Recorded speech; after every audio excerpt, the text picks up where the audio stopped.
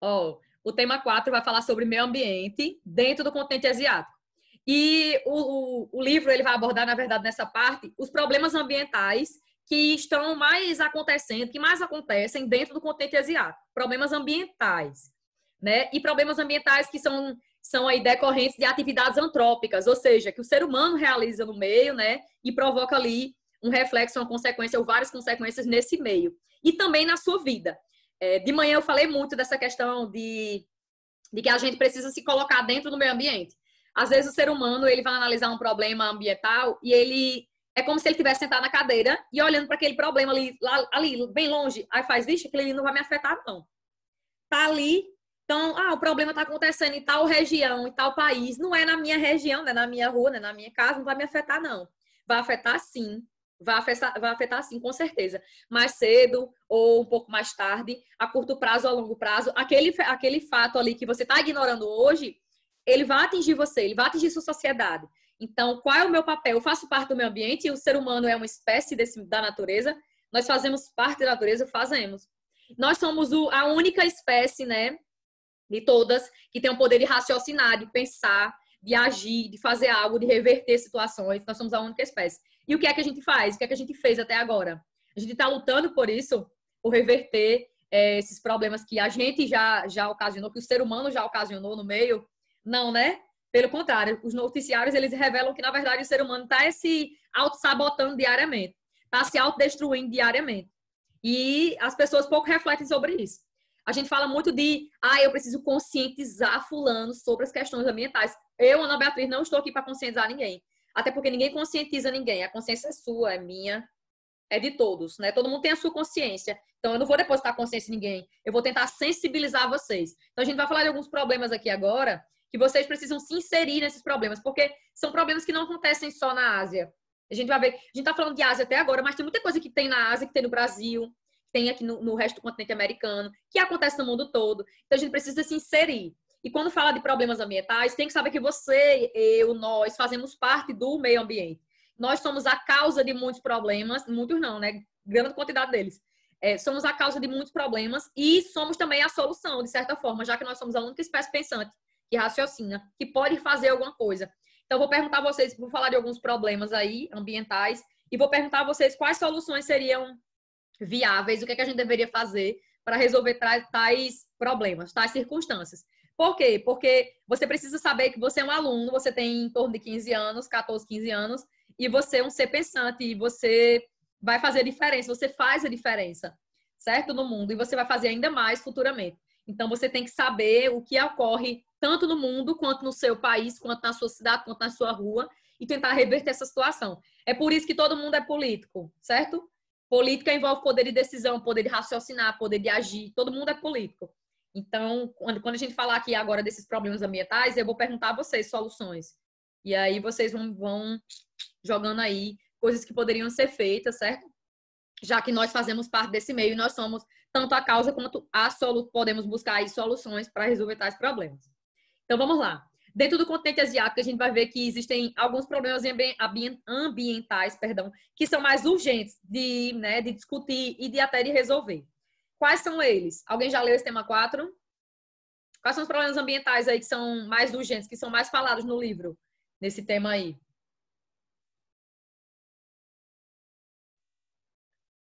Que não só acontece na Ásia, né? Um de cada vez. Vocês estão falando tudo uma vez, chega que tá congestionando aqui no meu ouvido. Ai, meu Deus. Quais são esses problemas ambientais que ocorrem na Ásia, mas que também ocorrem no restante do mundo? O livro fala de quê? Poluição dos rios. Desmatamento da floresta. Poluição dos mares também, dos oceanos, né? Também fala. Na parte de poluição das águas, fala de rios e fala também do mares e oceanos. Aí fala também de muito de desmatamento, degradação do solo, fala de poluição atmosférica, né? Que dentro de poluição atmosférica a gente poderia abordar também a questão do aquecimento global, que a gente sabe que um dos maiores emissores mundiais, o maior emissor mundial de gases de efeito estufa, que ocasiona aí o aquecimento da atmosfera, né, e aquecimento global, é a China, né, que é o maior emissor de gases de efeito estufa. É a China. Tá aí na Ásia, tá aí na Ásia, né? Então, assim, a gente poderia falar de poluição também poluição no quesito da atmosfera, mas também falar do aquecimento global. E outra coisa que vai abordar é a questão do lixo, né? Vai falar do lixo plástico que vai parar nos oceanos, enfim, que ocasiona aí uma perca de biodiversidade gigantesca. Então, vamos começar falando sobre desmatamento na Ásia. O desmatamento é um dos problemas mais sérios, que não afeta só a Ásia, mas que afeta, né, várias partes do mundo. Sobretudo essa zona tropical do globo, né, que vai do trópico de Câncer, no hemisfério norte, ao trópico de Capricórnio, no hemisfério sul. Que é a zona tropical, né? É onde a gente vai encontrar o quê? Países que possuem florestas tropicais que são muito exploradas, né? Exploradas de que ponto de vista? Exploradas para a extração da madeira, né? Para produzir produtos, enfim, uma infinidade de produtos, como também são áreas que são degradadas, são desmatadas. A vegetação nativa, ela é desmatada para praticar agricultura, para criar animais, enfim. E é tanto que quando a gente vai falar da Ásia, o que é que vai dizer aí logo de início? Vai dizer que um dos sérios problemas asiáticos é a questão do desmatamento, da retirada, né? Retirada da vegetação nativa. E como 60% de toda a vegetação nativa, né, de floresta tropical da Ásia já foi desmatada, então é um problema muito sério. Não só para lá, como aqui também, né? Aqui também no Brasil. A gente está no ano aí de aumento significativo de desmatamento, tanto na Amazônia quanto também no Pantanal, né? Sendo que o Pantanal a gente está falando muito também de queimadas, que é uma outra questão ambiental. Deixa eu colocar aqui no Maps e eu mostro a vocês. Eu mostrar aqui os países que são mais afetados pelo desmatamento na Ásia, né? O livro vai destacar alguns deles aqui. Tipo assim, como 60%, a maior parte desses países da Ásia que eu vou falar agora, que enfrentam o problema do desmatamento, estão nessa região, como que eu falei agora há pouco, né? A região tropical do globo, onde a gente vai encontrar o maior número de florestas tropicais, como a Amazônia, que é uma floresta, é um tipo de floresta tropical também, né? Tropical e equatorial, porque está nessa zona aqui equatorial. Que ela dentro dela, ela está dentro de uma área de clima quente e úmido. Ok. Mas não existe floresta tropical só no Brasil, não. A gente fala muito de Brasil, da Amazônia e tal, mas também existe floresta tropical aqui na África, na Ásia. E como a gente está falando de Ásia especificamente, esses países que mais enfrentam problemas relacionados a desmatamento das suas florestas tropicais são esses aqui, ó, que o livro vai destacar. Filipinas, Malásia. Deixa eu dar um zoom aqui. Tá melhorando. Ó, Filipinas, Malásia, Indonésia, são países que sofrem bastante. Aqui também, deixa eu ver se... Sri Lanka também é outro país que sofre bastante com desmatamento de sua floresta tropical, certo? Que mais? Bangladesh, aqui em cima, pertinho da Índia. Bangladesh é outro país que sofre bastante com a retirada da vegetação nativa. Camboja também é outro país. Esses países aí, eles vêm sofrendo bastante com o processo de desmatamento. Esse processo de desmatamento na Ásia tem a ver com o que, Ana Beatriz? Eles desmatam a vegetação nativa para cultivar produtos tropicais, certo? Para cultivar produtos e para a prática da pecuária. Mas a agricultura é muito mais ativa, né? Das duas atividades, a agricultura é mais ativa. Eles desmatam bastante para cultivar produtos. E um dos produtos que são, uma das espécies que são mais cultivadas nessa região aqui do sul e sudeste asiático, que são as áreas mais afetadas pelos processos de desmatamento, né, da vegetação nativa, é a plantação de óleo de palma. Óleo de palma não, de palma, que é uma espéciezinha, né? A palma é um tipo de espécie. Na verdade, a palma é uma espécie que ela tem um óleo, que esse óleo, que é retirado dela, é extraído, na verdade, né? Ele serve para vários tipos de produtos alimentícios. O óleo de palma, da palma, a espécie palma, no caso aqui é muito comum, no Sudeste Asiático, no Sul da Ásia, é muito comum se cultivar a palma. E a palma, ela é muito aproveitada para a indústria alimentícia. Tem um produto que a gente consome bastante, que a gente não sabe, muitas vezes, que tem óleo de palma. E vocês gostam, com certeza, eu acho desse produto. Eu adoro. Que é a Nutella. Nutella é feita com óleo de palma. E eu não, desgraça. Ai, adoro Nutella, amo de paixão. Meu Deus, não gosto de Nutella. Lembre que ela dá diabetes. Tem isso aí também, né? Mas eu sou viciada em doce. Amo. Pois pronto. A Nutella, ela é feita com óleo de palma. E palma é uma das espécies mais cultivadas aqui nessa área de desmatamento. Desmata para cultivar bastante palma. O óleo dela dá para se fazer várias coisas. Eu só citei um exemplo. mas ela é muito aproveitada pela a indústria aí de produção de alimentos, certo? E daí, o que é que acontece quando a gente desmata uma extensa área, né? O que é que vai acontecer? O solo fica exposto à erosão. O que é que acontece com o meio? Afeta o ciclo hidrológico, será? Afeta a umidade relativa do ar, a quantidade de água presente no ar. Tudo isso é afetado? Com certeza. Né? Quando a gente desmata uma área, uma extensa área, o que é que vai acontecer? O ato de você retirar a vegetação nativa, você está ocasionando ali consequências em vários outros elementos da natureza. Porque na natureza, os elementos eles são interdependentes. Tipo assim, o clima ele depende da vegetação, assim como a vegetação já depende da hidrografia, desempenha uma importância para o solo, ou então para, sei lá, o relevo, enfim. A gente vai ver que na natureza, a gente estuda, na verdade, que na natureza, e é assim, os elementos da natureza, eles são interdependentes. Um depende do outro, de certa forma. Então, quando você impacta num elemento da natureza, né? Eu estou retirando a vegetação nativa. Você vai impactar, vai ter consequências, vai ocasionar consequências em vários outros segmentos da natureza. Então, o fato de você retirar a vegetação nativa, a vegetação ela serve de quê, Ana Beatriz? Ela serve para proteger o solo, ela protege o solo, com certeza. As raízes das plantas, elas ficam ali, ajudando a manter aquele solo intacto, protegido. Sem contar que, tipo, as plantas, elas também, de certa forma, contribuem para que a radiação solar não chegue de forma 100% no solo, né? Ela meio que atua como uma sombra ali para aquele solo. Ela protege o solo. A vegetação ela também protege contra enxurradas, quando ocorre uma grande chuva, ou uma chuva normal, na verdade. Quando ocorre uma chuva, a tendência é que aquela água da chuva ela carregue sedimentos, né? Mas se tem vegetação ali, a vegetação ela prende o solo. Então ela fixa o solo. Ela impede esse processo de erosão pluvial, né? Que é a erosão provocada pela água da chuva, certo? Ela impede, porque a vegetação ela fixa o solo. Então, quando ela tem tudo isso, né, de importante. E tem o fato também que a vegetação ela faz parte do ciclo hidrológico. Ela contribui para a quantidade de chuva, a umidade, uma temperatura mais amena. Vocês já repararam que quando a gente está chegando próximo a um conjunto, um extrato vegetal, a gente sente uma diferençazinha de temperatura, a gente sente uma coisa, você sente uma umidade diferente. Eu sinto um bem-estar quando eu estou chegando perto de um extrato vegetal, enfim, de uma vegetação mais forte, mais intensa. Eu sinto uma sensação diferente. E é o quê? É justamente o fato de que a vegetação ela contribui para criar um microclima no local. Como assim? Condições ali diferenciadas de temperatura, de umidade. A vegetação ela contribui para o ciclo hidrológico, o ciclo da água. De que forma, Ana Beatriz? A vegetação ela libera para a atmosfera o quê? H2O, né? Ela contribui para a umidade relativa do ar.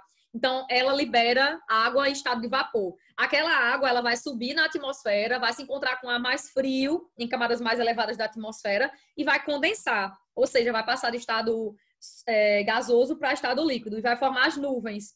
As plantas, elas fazem um processo que a gente chama, em biologia, em física, geografia, a gente estuda, né? Como processo de evapotranspiração. Elas transpiram. E o processo de transpiração das plantas contribui para a formação de nuvens e geração de chuva. Ou seja, contribui para a hidrografia, para o ciclo hidrológico, né? Contribui para uma maior quantidade de chuva, para reter água, para a gente conseguir reter água, para abastecer cidades, para agricultura, até para pecuária, enfim.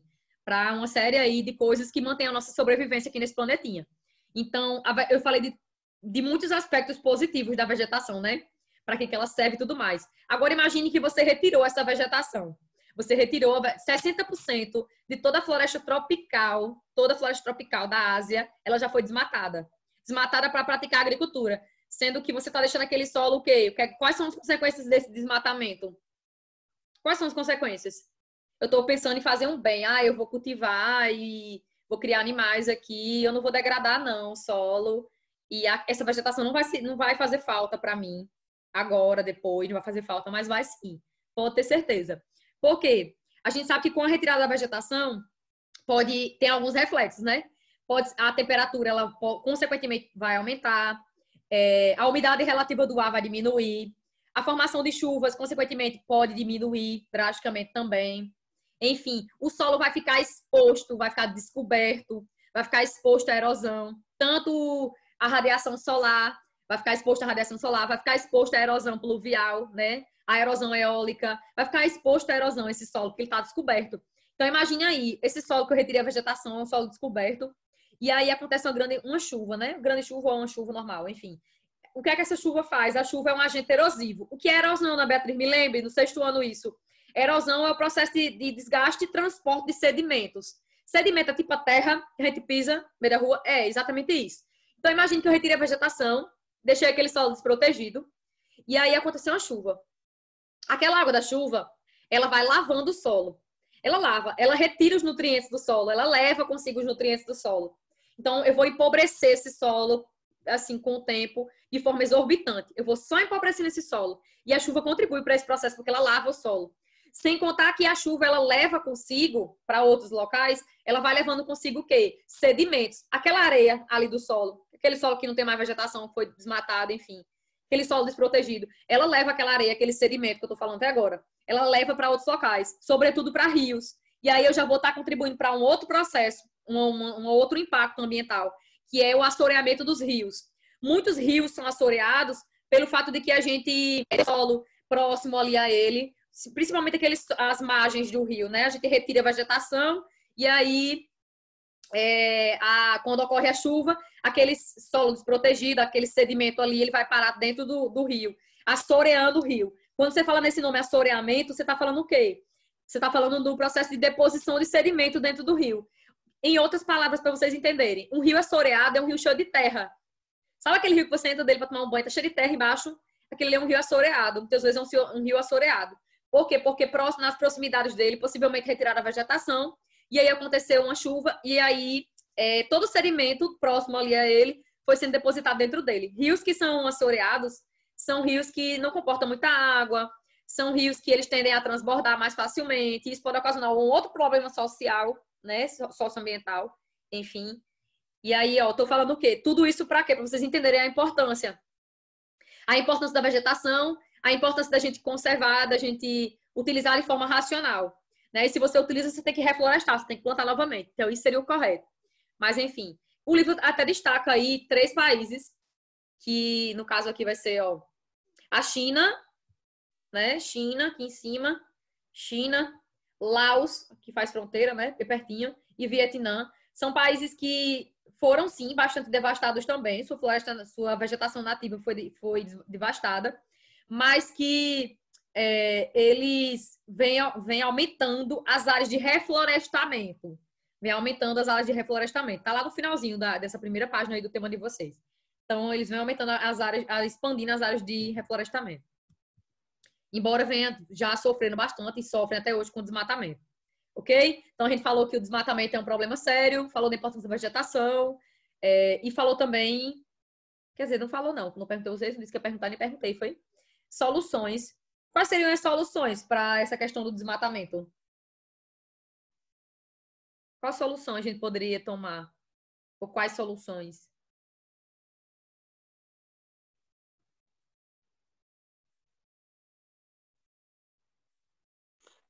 Eles plantaram de volta o que tiraram.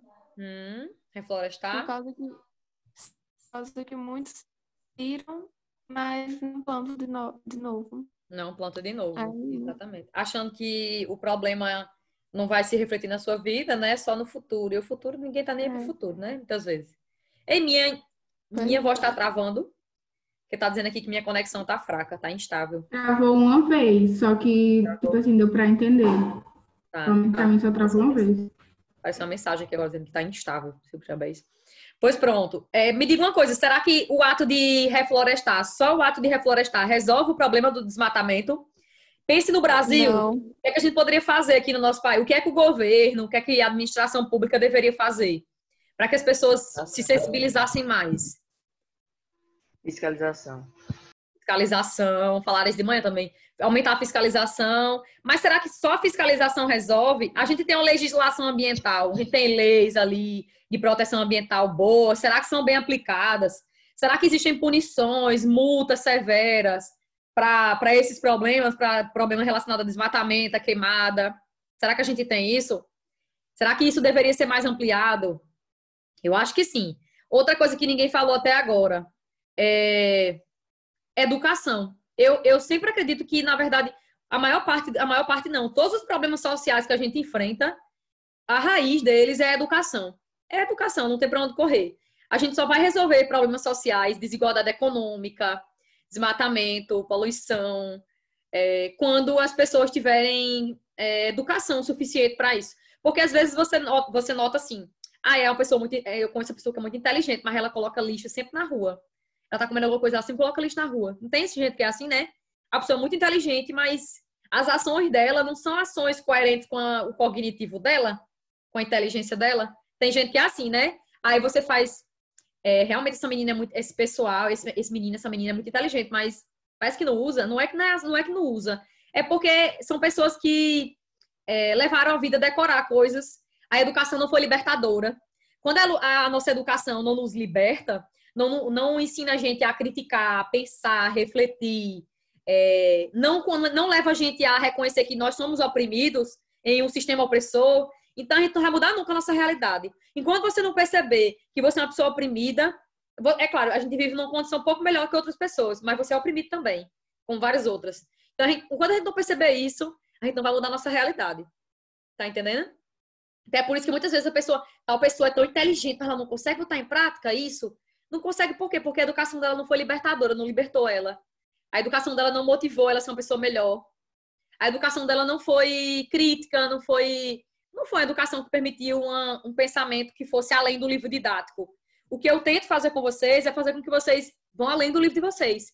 O livro é um estágio inicial da aprendizagem, mas você precisa ultrapassar ele. Ou você ultrapassa, ou você pega aquele conhecimento e bota na sua vida e faz uma ponte com sua vida,